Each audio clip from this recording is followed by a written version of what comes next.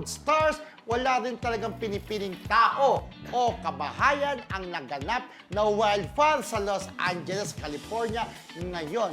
Sa katunayan, higit 20 katao na ang naiulat na nasawi sa insidente.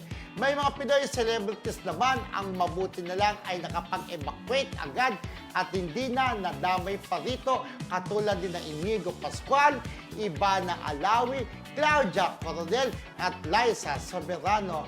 Nito lamang kasi ay naglabas din ito ng kani-kanilang pahayag online ukol sa estado nila sa California.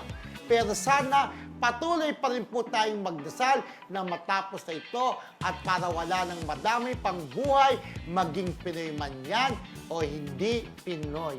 Alam mo, nakakalungkot, di ba? Sa dami ng mga tao na apektuhan doon. At saka, pero nakakatuwa na katulad din dito sa Pilipinas, pag may mga ganitong kalamidad, talagang marami ang tumutulong. Ang daming pumupunta doon talaga at nagbibigay talaga ng yung isang sikat na fast food chain sa atin. Di ba? Nagpunta ron talaga, nagpakain. Di ba? At nakakatuwa. Natuwa ako dun sa comment ng isang netizen na mabuti pa itong fast food chain na kahit malayo daw, pumunta pa sa LA. Sabi naman nung isa, ano ka talaga? B.O.B.O. sabi naman nung isa. Eh, syempre, merong dyan, ganung fast food chain. Hindi naman kailangan mong galing dito sa Pilipinas. Diba minsan nakakaloka yung mga comments sa section, 'di ba?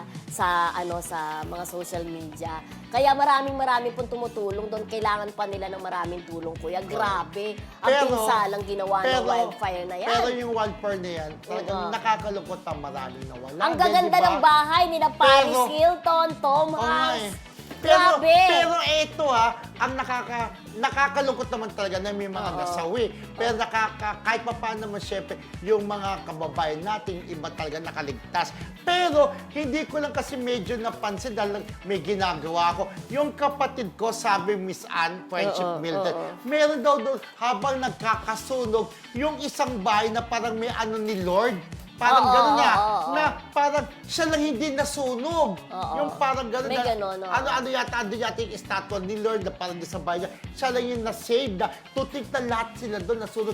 Hindi ko kasi natingnan sa kapatid ko. Dumadaan din sa feed ko actually yun. Gusto kong makita. Pero malaga, sila Inigo, sila Liza Soberano, yung mga kababayan natin na safe na kahit nga nakakalungkot nga yung nangyari dahil nga marami rin nawala. Pero nga, di ba sabi mo nga palagi, mabuti na raw ang manakawan. Pero siyempre, hindi pa rin mabuting manakawan, di ba? Kaysa sa masunugan, kung ikukumpara mo. Kasi kapag nasunugan, abong-abo talaga. Lahat walang matitira talaga. Actually, pagka nasunugan ka, yun ang pinakamahirap masakit. bumangon. Kasi yung mga memories, diba? masusunog yung mga pictures. Di ba? Yung mga graduation diploma mo, yun ang documents mo, hindi may babalik ng pera. Ako nga sabi nga, wag naman sana, di ba?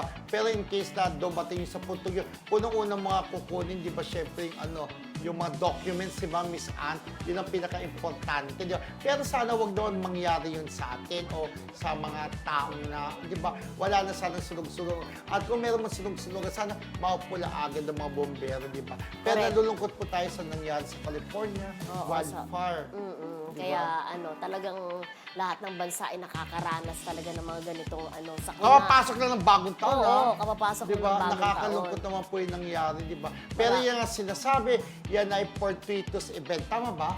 Tama ba? Fortuitous event, no? Parang yan yung mga hindi mo talaga, kumbaga wala sa ating control, di ba? So, sana marami pa pong tumulong sa LA, di ba? Sa ating mga kababayan. For sure, marami din mga Pilipino dyan ang nakatira na naapektuhan. Si Paris Hilton ba na Oo, abo. Oh my God. Oo. At least sila, pagka nawala yung bahay nila, may insurance sila at meron pa ibang bahay. Naka-insured, diba? Papaano kung yung bahay mo, nag-iisa lang nandoon. Diba? So anyways,